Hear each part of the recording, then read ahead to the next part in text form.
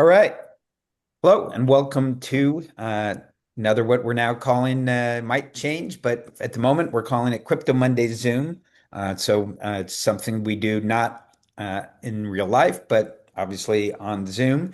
And we're currently planning on doing it every Wednesday from 1 to 2 p.m. Eastern Time. And the simple thing is, let's get some members of our community to come and educate us on kind of their slice of the ecosystem. And so today we've got a great featured guest, Oleg Giberstein, who, in addition to being one of the co-organizers of Crypto Monday London for years. I mean, how long has it been, Oleg? Since early 2018. Yeah, exactly. It's crazy, right? I think they were like the third chapter, fourth chapter. I think, yeah, she was at Caitlin was at the very first one, and she said that she'd open up London. Um, so it's crazy, 8 years, and not I guess was not too far after that, I guess, or I assume it wasn't before that you opened Coinrule, started Coin. Around the same time, actually, we registered. I think I came to my first CryptoMondays London in either February or March 2018, and we registered Coinrule in March 2018 in London. So we started kind of thinking about it before, but like it became a company around pretty much the same time as I started to do Crypto Mondays with Caitlin.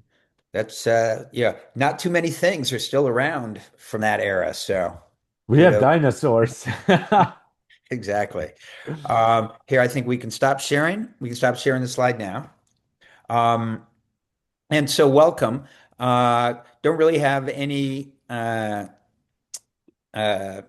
Crypto Mondays news to talk about much other than, we've had some good, I've been at some great Crypto Mondays around the world, the Crypto Monday Davos. It was the third year there.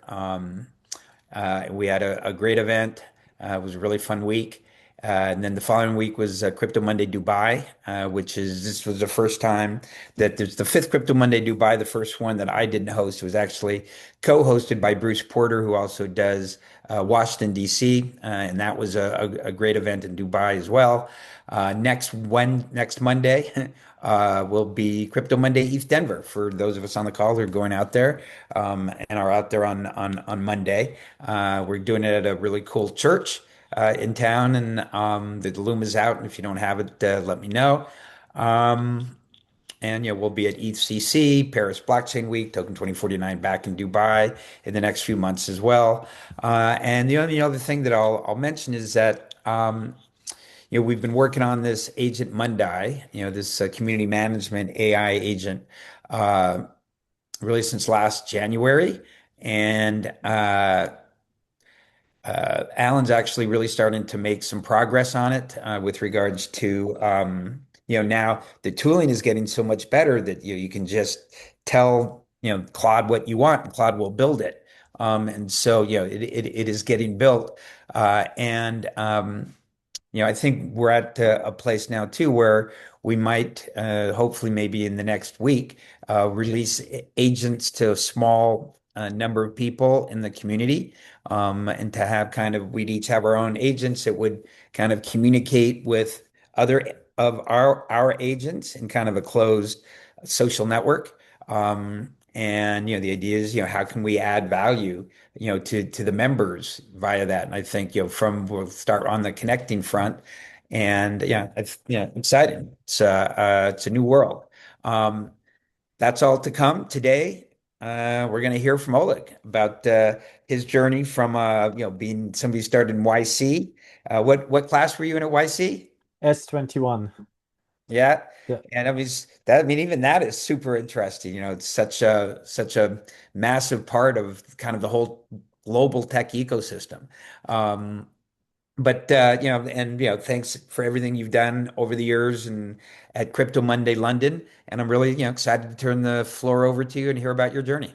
Sure. Thanks so much. I'm just gonna share the screen. Give me 2 seconds. I don't usually use a Zoom, so I just want to make sure I don't make a mess. 2 seconds. Boop, boop, boop, boop. There we go. So, what can you guys see? Can you see the deck or can you see? Oops. Can everyone see the deck or what am I sharing? I can't see the deck. Sometimes it takes a little while to load if it's a big deck. Uh, Second, let me try one more time. So, 2 seconds. That should work. How about now? Yes. Perfect. Okay, dokes. So yeah, basically, welcome everyone. Thanks so much for joining. As Lou said so kindly, I'm going to speak a little bit about my journey, both in terms of uh, how I got into crypto, kind of the steps leading up to it, building Coinrule, going through YC, particularly as a crypto company, because I think YC, as famous as it is, always has had a bit of a mixed track record around crypto. And then I talk also a little bit about the market because at the end of the day, it's crypto. We all like our coins. I run a trading company. We might as well talk a bit about the absolute madness out there. And I will hopefully try to make it fun. If you have any questions, like post them in the chat. I will go through them at the end. Um, so yeah, a little bit about myself. So basically, my kind of like story on the road to crypto started when I did my MPhil in international relations at Oxford. So I was actually doing some research on private, well, not really private currencies, but kind of the relationship between sovereign debtors and private creditors, and kind of the power imbalances between state borrowers and private lenders. And I was looking at things like, the gold standard and how it worked in previous epochs and so on. And went from there on to work in banking. So I joined Citigroup in London in 2012. I worked on the banking side. I worked on the global public sector team, covered some, basically I was the sort of chief of staff to our global head of public sector risk. We covered literally from, the Eurozone crisis to Russia getting, cast out from the international financial system when they invaded Crimea, and like the first taper tantrum, and a lot of kind of the big macro events, which gave me an interesting view on the financial system. But at the same time, banking was not inspiring in a lot of ways. I think I wanted to do so much more. So in 2016, I left to start my first startup, which was a career mentoring marketplace. Didn't really go anywhere. But as part of that, it was what, 2016, 17. It was the ICO bubble. It was the first, really kind of mainstream growth of crypto. And at some point, I went down the rabbit hole. It blew my mind. And here I am in crypto. So basically, I started researching projects. That's obviously a little bit of a joke, going from banking into crypto, where we are a lot of still Hey, fairly Oleg, uh-huh. yeah, Yeah, yeah, sometimes if you say something that I think needs a little to be expanded on or explained, yeah, I might interrupt you. And then, yeah, yeah, generally yeah, the of way we work, course. then at the end, when we're done, I'll have a few questions and then open it up to questions Absolutely. from the audience. So anybody has a question, feel free to raise your hand. But, my question is just, when you saw what I referred to as the crypto light, I believe it's infinite and all of us see something different, right? What did you see? So I went really down like the kind of decentralization of the financial system and decentralizing power route. I mean, I was coming from quite, let's say, free markets, libertarian point of view, and I saw that uh, we were in this global moment of power centralizing, and I think we have seen that happen both on the political side as well as on the economic side. And I saw a technology that can help to counter that trend. And that kind of got me started. And I mean, like, excuse me when sometimes I will speak like someone who's really deep in the crypto trenches, which I appreciate not everyone might be, but like there's a very cynical kind of mindset these days among a lot of crypto participants. But back in 2017, people actually still really dreamed. So there was a lot more, positivity where people really believed like, hey, we can like build this technology in a decentralized way and we can actually change the way, people engage with it and so on and so on. And I think like part of what I'll talk about later is like, I think as an industry, we need to rediscover a little bit this almost naive, like gullibility, like this ability to dream. But but that's what really got me down the rabbit hole back in 2017. There was just so much possible, and I think I had seen firsthand how the financial system as it runs currently just didn't really work well in a lot of different ways without like going into each one particularly, both practically speaking in terms of how the technology was managed, how expensive and complex and difficult it was to like do things cross border, the access to finance around the world, the access to yield, and so on and so on and so on. And even up to this day, I think about how much I pay in payment processing fees to Uh, centralized middlemen. It blows my mind that, for example, like on-chain payments aren't yet like more widely adopted. But I do think we are getting there, luckily. Um, yeah, feel free, Lou. Feel free at any point to jump in. I'll expand on things. But basically, like what I was going to say, so I kind of went down this like mad, crazy, completely random, but also beautiful crypto world. Also won, I think, a bit more than a year ago at the Block's Smartest Person Crypto Award at a game show at the conference, which was a lot of fun. So I've kind of gone from a TradFi guy to deep into crypto. And kind of taking a step back just to tell a little bit more about what I've been building in that time. So we launched Coinrule in around 2018 with the idea that it was extremely hard and expensive to build automated trading strategies back then. Today, it's a completely different market also with AI and agents, and like that's a lot of things that we are, building towards and incorporating. I'm not gonna cover this because obviously I'm talking more about my journey here, but like particularly like those days, if you had an idea for a trading strategy, unless you could actually code it, there was no way for you to really build that. So we started, fairly quickly back then. We started to develop Coinro. Actually, funny enough, raised our first funding from a bank of all people, MKB Bank, which is a large bank in like Central Europe, which is a whole story for itself because we moved out to Budapest, lived for a few months there, building this crypto company, which no one really in the bank understood what the heck we are doing, but at the same time, it was quite interesting for them.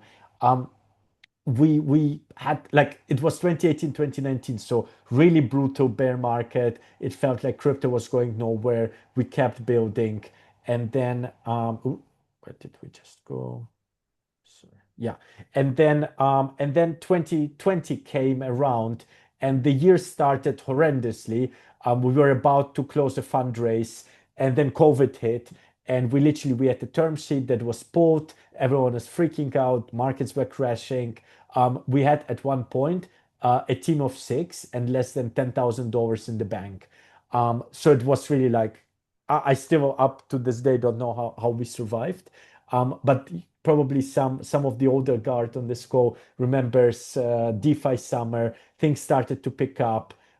We started to get our first paying users. Started to get some momentum. The market was coming back. We did a crowdfunding here in the UK with Cedars, then applied for YC. I think it was our fifth attempt or so. So, if you've been rejected a bunch of times, keep going. I think the average company gets in on like the fourth attempt or so. So we got into YC, which was amazing. I mean, that was 2021. We were growing like crazy. We were pretty much doubling every month. The market was booming. Now, a lot of people ask me, like, let's talk a little bit about YC because obviously that's still like, like the best accelerator in the world.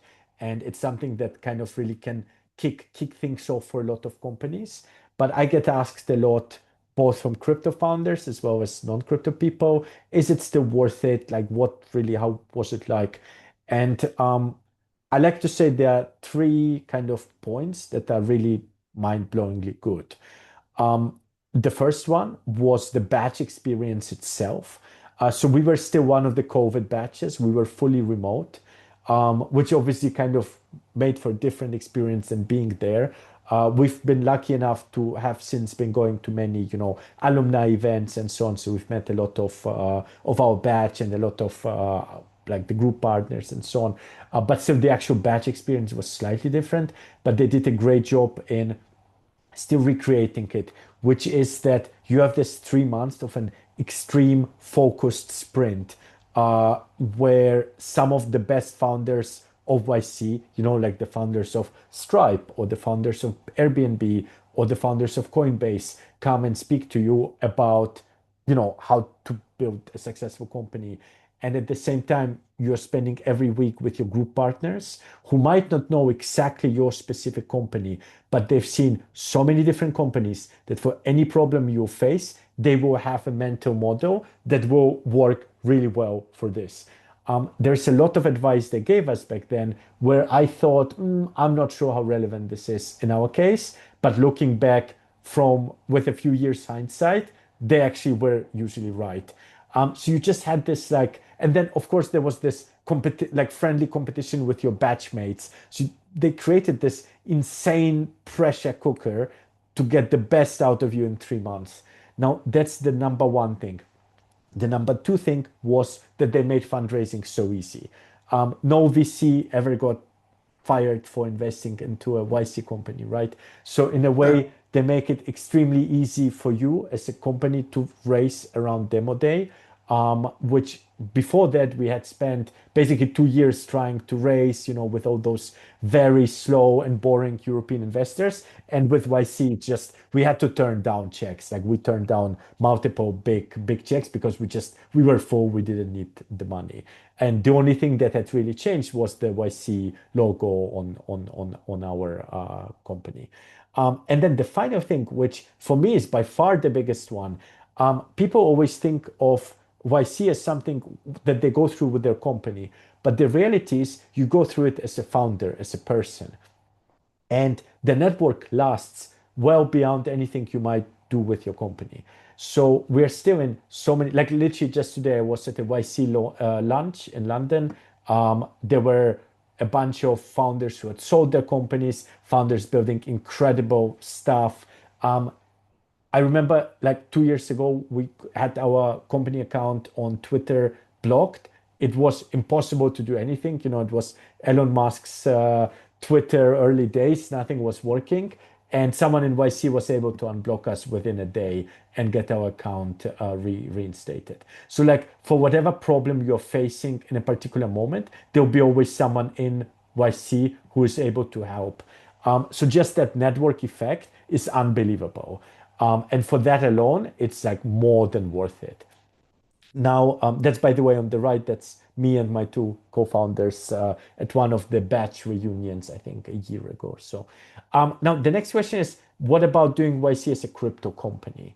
Um, so that's a bit of a more mixed bag, to be completely honest with you, because I think for the longest time, YC was not amazing for crypto. They didn't really get it.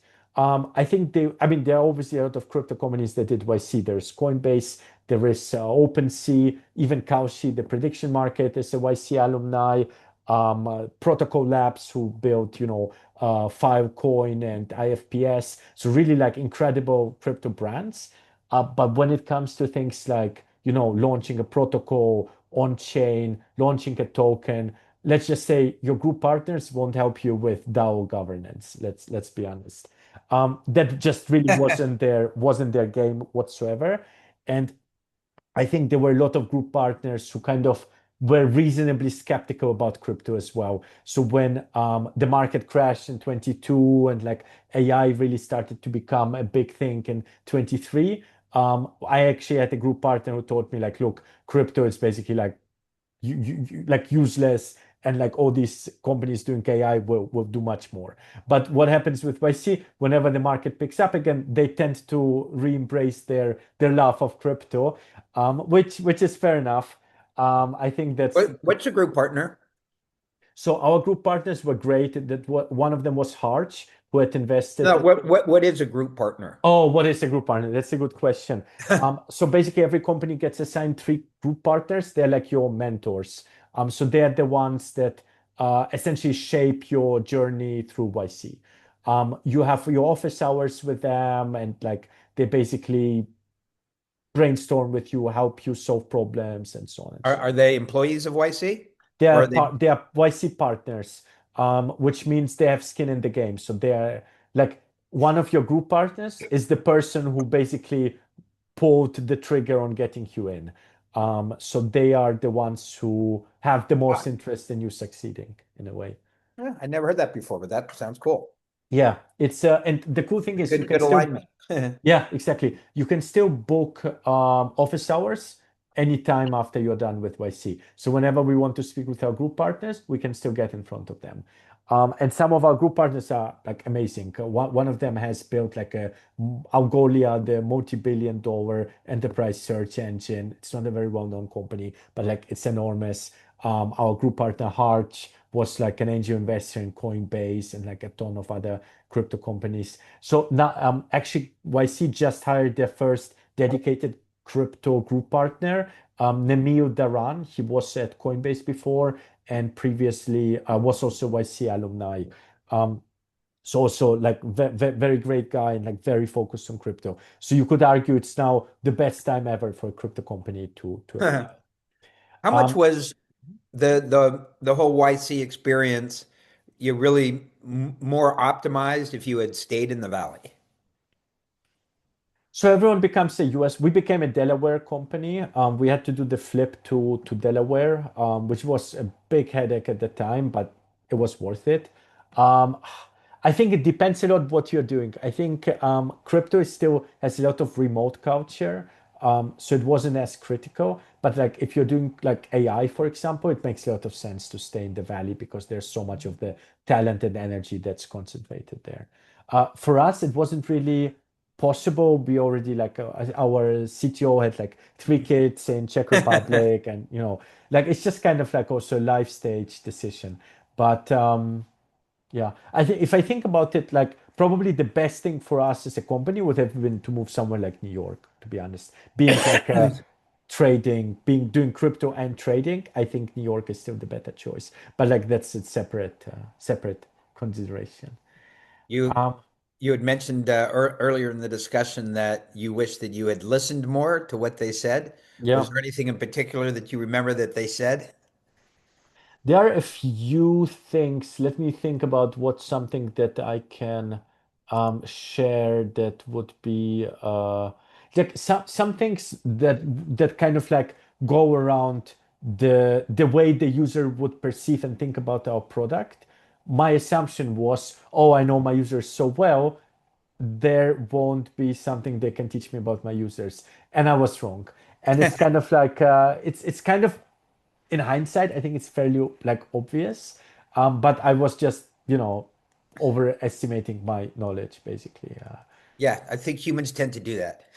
Yeah. It's kind of, the Feynman quote, right? Your main job is not to fool yourself, and you're the easiest person to fool. I've misstated it, but it goes along those lines. And I think in that sense, your group partners are a great kind of like sense check because what actually one amazing thing that one of our group partners once said to us was like we were thinking about like we wanted to change one particular thing and we had some doubts about it, and he asked like what is the most ambitious thing that you're excited about that you could do, and then we told him and he was like look, just go and do that.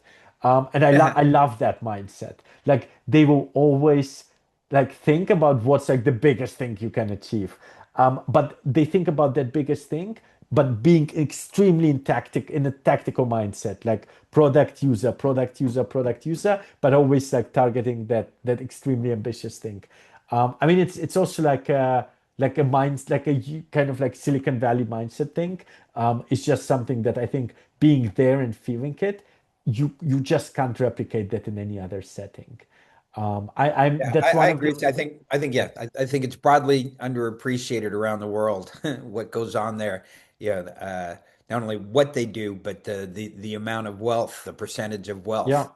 that is created there. Yeah, it's incredible. It's incredible.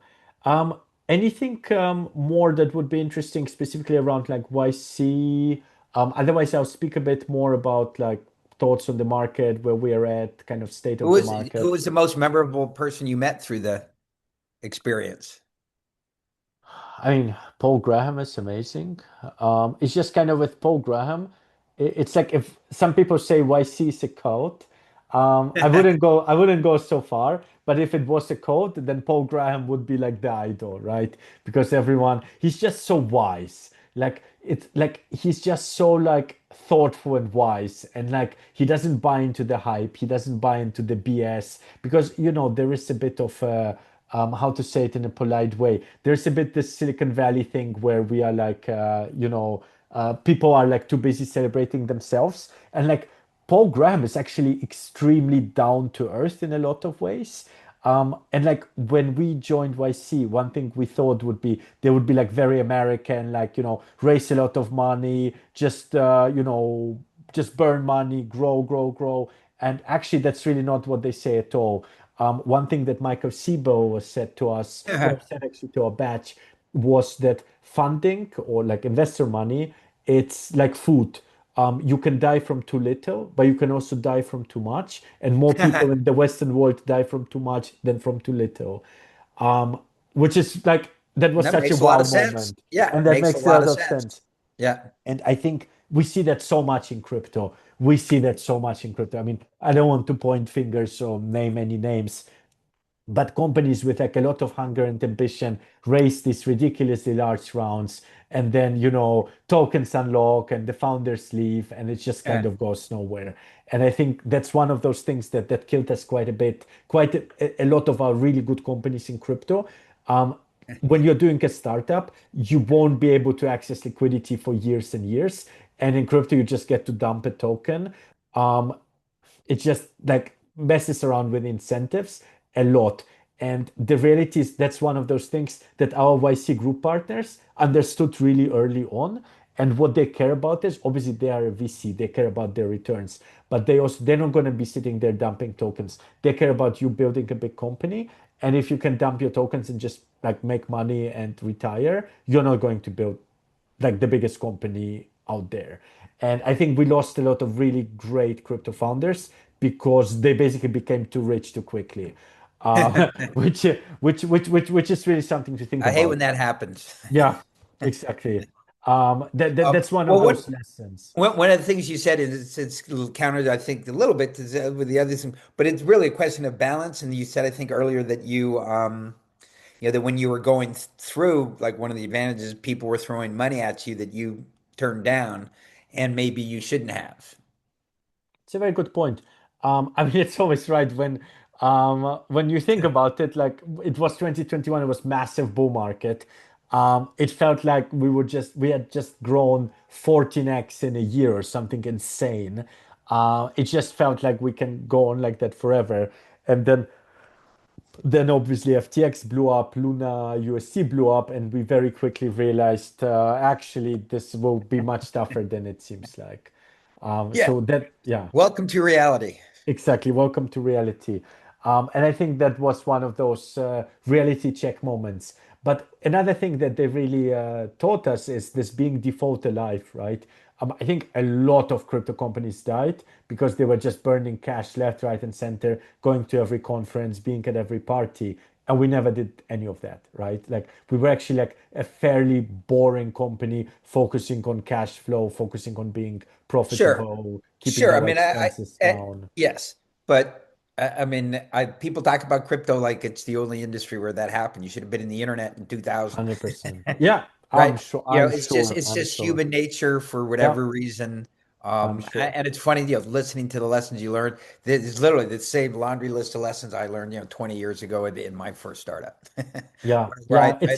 worked out of Idea Lab, which was the original internet Nice. incubator. Yeah, yeah. I remember you're saying, and it's funny because 99.9% of the things that YC will tell you, you can watch on their YouTube videos. You can do YC Startup School. It's all there. Like that knowledge is out there, but it's just it hits so different when you are sitting in the room with someone who had like $1 billion exit and they tell you that. It just hits so different when you feel like that energy in the room. So it's kind of like it's almost like you can hear a lot of things, but the time you actually learn it is a combination of situation, context, and timing, right? That's the Yes, fascinating part of that. exactly. There's a lot, like I could retell everything that YC taught me on this call, and most people still wouldn't necessarily apply it, in their own journeys. Sure. Um, Sure. Well, happy to open it up. If you're done with the formal remarks, we can open it up to questions if folks have any. I'll continue to ask of a few if yeah. they have, but raise your hand if you've got a question. Um, something that I'd like to know about. Tell just real quick, just talk about the Crypto Mondays journey. Yeah, yeah, for sure. I mean, to be honest, I mean, Lou, you know CryptoMondays London very well. I mean, 90% of the work is Caitlin, Larry, and like the team of supporters. I've been since I've had my kid in like the last, 3, 4 years. I've been much less like operationally and hands-on involved. I'm kind of, I think I said on the But it's last. such a success. It's such a successful Oh, it's chapter. I think amazing. they have 14 people. I think It's with incredible. as part of the organization now. We regularly have like we had at the last 140 people come. It's mind blowing. It's basically like it's one of those where when you see the swans swim and they look super graceful, it's very easy to say like it runs itself, but obviously under the water there's a lot of how do you call it when this like running by the swans, a lot of hard work that goes into it. But it's so much easier. I remember we having events during like peak bear market, 10, 15 people in 2018 would show up and like we would be happy to have like, a place to host us and all these things. And now we've had events, at Google, we get hosted by like a big law firm, and so on and so on. So like the way Yeah, I, the last time I was there, like 3 months ago, I got friendly with Lisa Cameron, who's in the yeah. House of Parliament, and ran into her in Davos. She's excited. She said about she's going to talk with you guys about having a Crypto Mondays in Parliament. Yeah, yeah, yeah, yeah. No, there is a huge amount going on, and Yeah, like in a way, like it's almost like even we could like make it even bigger, but like there's a limit what you can do as volunteers, right? Like the sure. fact that Yes. it's still like basically a team of volunteers like running this for years and years. That's the most incredible thing. I mean, that's one of those things that makes me so excited to be in crypto as well, because I just don't feel that in any other segment of the market people would care so much about like that their own niche. I think that was one of those things that really got me also into crypto in the first place. Like I had started doing a startup and it was something I cared about, but like philosophically crypto touched me on so many levels. Like it touched me from a technological point of view, but it touched me also from a political, from an economic, from a kind of like human potential point of view, and also from a community point of view. And all those things together is what drives this crazy industry, right? Yeah, I say the highlight of my 8.5 year uh, journey is was my first East Denver in 2019 when I saw the East community for the first time, and was just completely blown away by the brilliance of so many of the people and just the complete ethos alignment. Yeah, Praveen, yeah. Praveen's another is an organizer in both Miami and Las Vegas. Praveen, you got Oh your hand up? yeah, yeah. I appreciate the insight into YC. I just had to speak up. Like I think I have the opposite opinion of YC in a lot of ways. Just want to Yeah, make of sure course. that Yeah, yeah, of course. there's some balance in this. Like I think definitely for you it was the right decision, but not for everyone. It's not the right decision. go into YC. Yeah. I mean, there might be a million reasons why you wouldn't want to do it. 100%. I mean, it's an expensive program, right? You give up 7% of your equity. Like I struggle to see where I wouldn't recommend it to a founder. But what I would say is if you are already beyond a certain scale or reach, probably it doesn't make much sense for you. If your business is, if you are, I don't know, running a really pure on-chain token-based platform, probably it doesn't make any sense for you. You know, so there will be definitely cases where it wouldn't make sense. But I think for the like generic startup founder, kind of like in the early days, it's by far the most valuable program you can do. Well, Yeah. Praveen, I'm a believer in there's Joan Rivers had a great saying, which is if you don't have something nice to say about someone, come sit next to me. So Yeah. was, No, was no. there I mean, anything? I love Oleg's done a great job explaining it. So like, Sure, you know, sure. like, Look, we and all have he's different pretty, experiences, yeah, he's pretty but balanced as well. So I was there appreciate anything that. was there anything I was just saying, was there anything in particular that you were referring to about people not having, and obviously my assumption would be that that's, very true even before Yeah. you said it. But was there anything specific that you were referring to or just a general statement? No, yeah, I took over as CEO of a YC alumni company, and I have that knowledge of what they got out of it and how. I mean, it could be a one off, so I don't want to like overshadow Oleg's discussion here. I think this might be a good discussion at like if Oleg, if you come to the Bitcoin conference or anywhere else, maybe this is a good panel to have. But Sure. no, Could Lou be is right right. after the Is Lou is Paul right. Graham Like anti-Semitic panel. I don't think this is the place for me to air those type of things. So, Yeah. No. I but, mean, look, I'm always open and happy to discuss these things. Like I'm not, mhm. um, I don't think it's a code, and if it's not a code, then it means we can also, talk about like the bad parts and like criticize it and have different opinions. So, I don't mind that at all. Well, that's great. And Yeah, I'm sure and this yeah, is and not the first. congratulations on your chapter as well. Sounds like you're doing a great Thank job you. out there. Thank you. Honestly, it's the praise goes to the main and to all the people who are doing the operational work. Like I said at the last Crypto Monday, I said I'm like the Swiss knife of Crypto Monday London. Like if they need, a moderator or a speaker or something, I always jump in. But it's like these days, it's much harder for me with like family commitments and so on. So like operationally, I'm actually like much less involved than I used to be in the early But it's still days. nice to be part of the family. It's extremely nice, and it's like incredibly like such a successful operation. I'm proud to be part of that, right? So it's an honor to be part of that. Shall we talk a bit about crypto markets or Rock and roll. rock and roll? Um, I mean, I'm gonna like I'll kind of like go relatively quick. I don't know how much more time we have. I think we still want to go through some Q&A, so feel free. I'm doing it a I little think bit we've of been going short. through the Q&A as we've been going, so Exactly. So we can yes. keep doing it. Yeah, so state of the crypto markets is pretty horrendous. Let's be honest, at the moment. We are just purely in terms of price action, we have pretty much retraced the market cap from before the end of 2024. A lot of people have been burnt out and not feeling great, and prices are down. And what adds insult to injury is that we are no longer the cool kid at the moment. So you can see that all sorts of other assets have been going up a lot, whereas crypto total market cap is this sad line down here. While all the AI stocks and like Nasdaq, gold, silver have been booming, we've been so used to having this crazy crypto price outperformance that it's just really hard. And obviously, there are a lot of people I talk to on a daily basis who are trading these markets, who are trying to navigate the markets, where people really like don't understand what's going on here. Now, there was a little bit that hope that I mean, well, let me take a step back.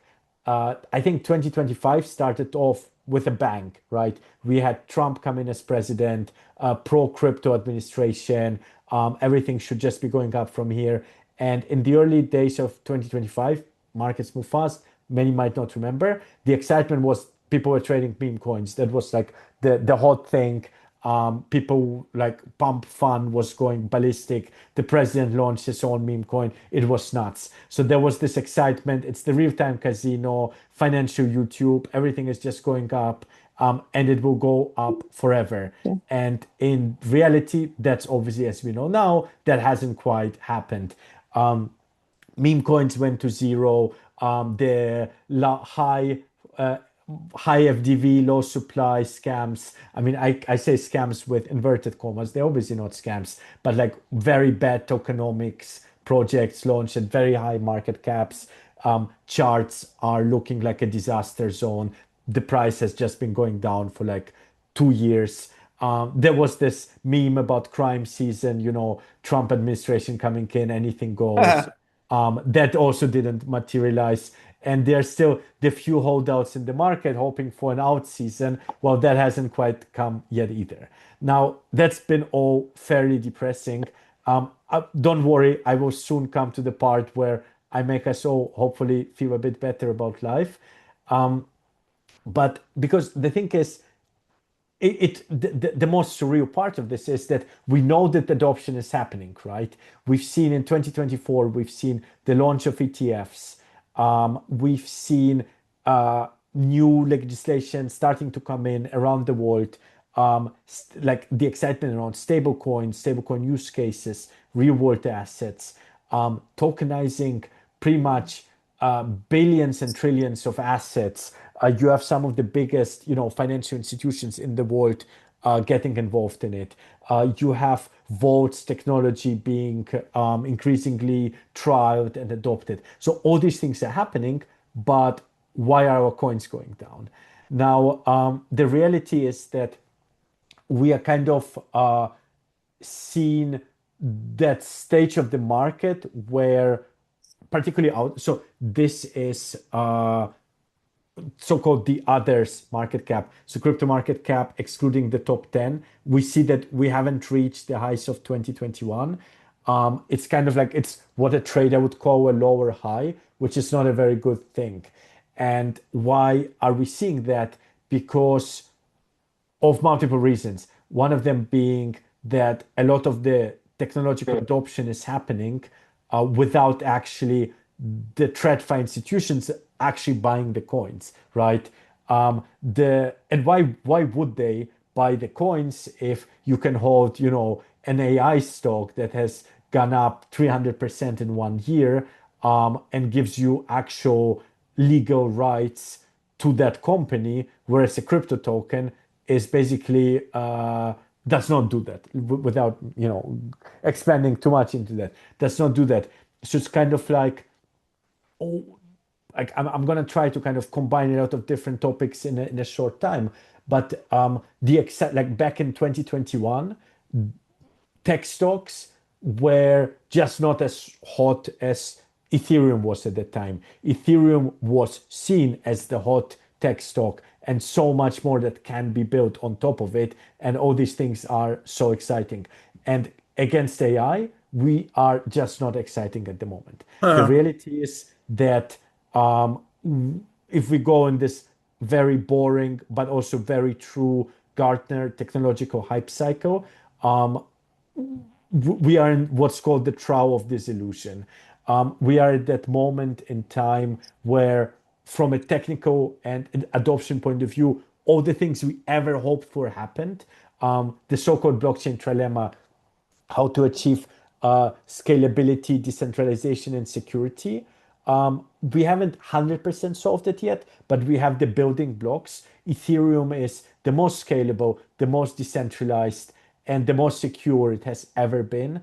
There are other blockchains that also are working on those things, and like without going into who's got the better L1, but there are enough layer one blockchains that have a decent claim to be on track to solve this trilemma. We have the institutional adoption I was talking about. We still have a huge amount of assets locked on chain in DeFi, doing productive things. Everything we hoped for, but in a way, that means that what is the excitement we can look forward to, right?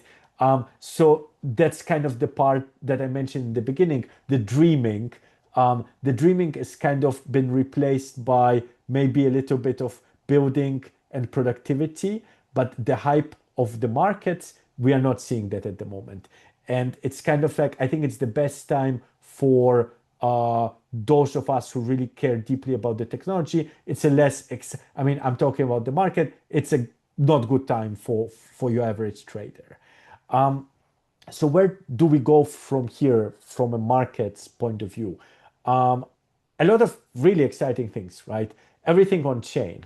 Hey, we've tokenized sovereign debt and turned it into stablecoins. Why don't we do the same with corporate bonds? Why don't we do the same with stocks? It's starting to happen. People are trading tokenized gold, tokenized silver on Hyperliquid. People are trading tokenized stocks.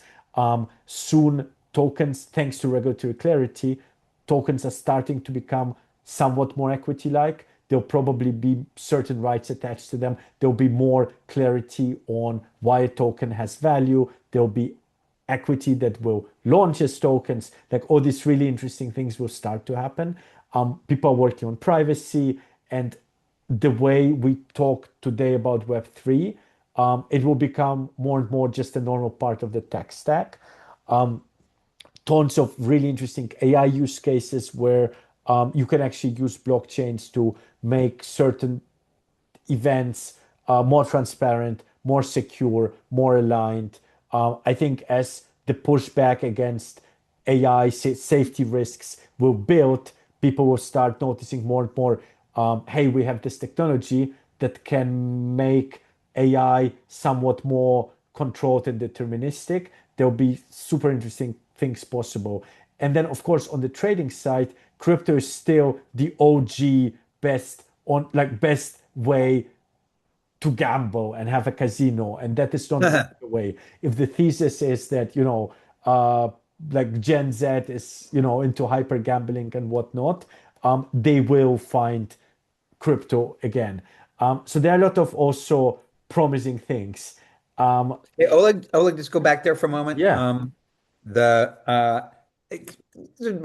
obviously there's been a lot of talk of Web 2, Web 3 starting to converge. What do you see happening? Um, what I'm looking forward to is I don't even want to say Web 2, Web 3, but just like builders using, let's say, crypto security guarantees for certain use cases. So like I want to make sure that my product behaves within a certain boundary, let's say an AI use case, and does not go outside the boundary. And I want every single step of its usage to be reported on a ledger that I can query. That's a really cool use case. And that is possible with crypto today. And I don't think the average like Web2 builder thinks about crypto. When they think about crypto, they still think about like meme coins and scams. But as like this adoption is increasing, people will increasingly start looking at it the way they look at like any part of their tech stack. I mean, people use So agents. when you say starting to converge, you mean will converge in the future? Yeah, yeah, yeah. I think we're starting to see it around payments. I think we're starting to see it around some very small limited amount of agentic use cases, like Stripe, which is basically like the biggest payments fintech out there, acquiring multiple crypto companies, acquiring Privy for smart accounts, acquiring Bridge for stable coins. They announced, I think today or yesterday, they announced like an agentic payments framework for agents to make payments, which integrates with this new on-chain agentic payment standard. What is it called? X 403. 402. Yeah, the 302, that one. So like it's kind of like we are in the early stages of seeing where things are heading, but we are not quite there yet. Um, Now, if I would be, I mean, I'm not here to make, financial predictions as such. I actually Too late.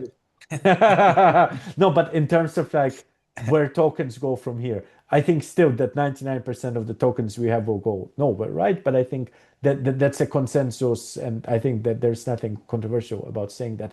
But I do think that there will be tokens that, thanks to this regulatory clarity, thanks to these converging use cases, will actually be seen by markets as having value, that goes beyond the meme factor.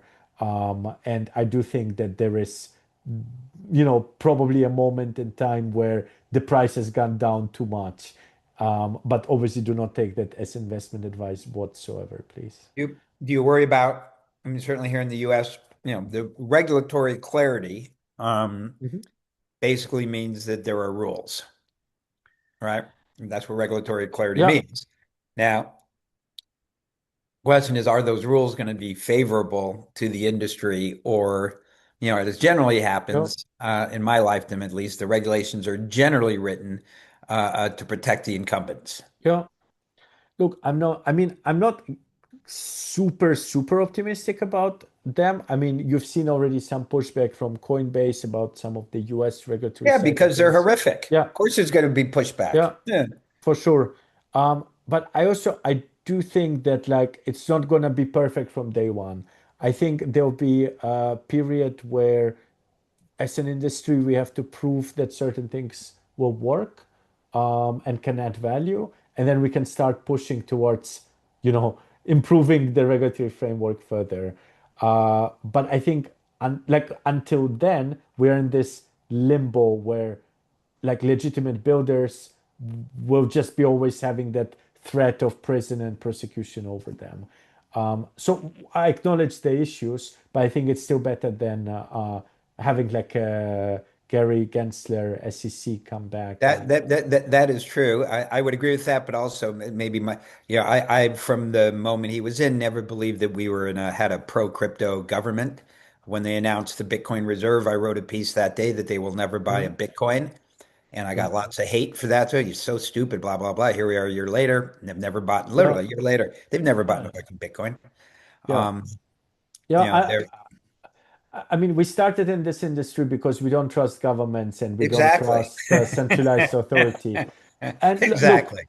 I appreciate if a government is less likely to put me in prison as a crypto founder. I Yes. do appreciate that, but that doesn't mean I have to love everything they do, right? And I Or think, or or or believe that they're going to do yeah, things that will be in our yeah. best interests. And it's That the that's same. the that's the unfortunate For part. sure. And it's the same with TradFi. I mean, like, it's good in a way they're coming, right? Because it adds credibility and at the end of the day, but we're still here to replace TradFi, right? We're like, so it's something that it's good to celebrate, but it's also that crypto builders should not give up the idea that we can do They better are than not our friends either, right? we And exactly we you know can do the better than JP Morgan and BlackRock, and we can build it on chain. But I think this is why it's the best time for it, because we have AI tools that give us the ability to build so much faster and better than we've ever been able to. And at the same time, bear markets are great for building, right? You have so much less noise. you Um, can't afford to go to the conferences anymore. What else are you going to Exactly. And the conferences are boring. No one is do? throwing big parties, right? So At in least a you get to way, hear all the same things you heard last year. exactly. I think in 1, 2, 3 years, we'll be looking back at this time as like the best moment there ever was to build a crypto company.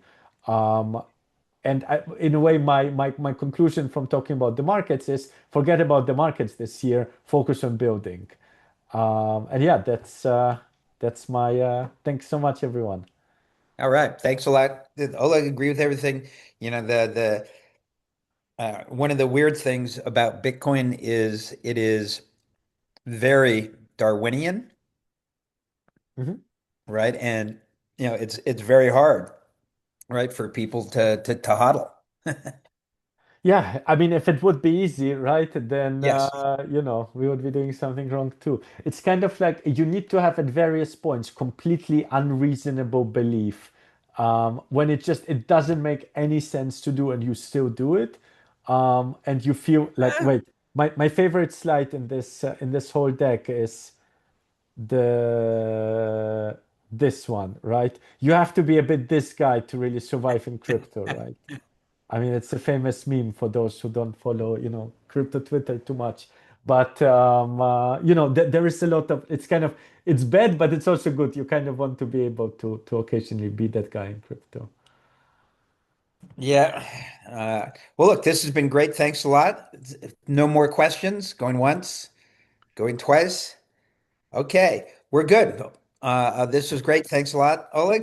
There are a few questions in the Oh, chat. I'm oh, happy there are. to Yeah. we Sorry, I still have have not been like checking the 15 chat. minutes. Poo, poo, poo, poo, poo, poo, poo. You can at least, what do you think could drive demand for Ethereum tokens, BTC?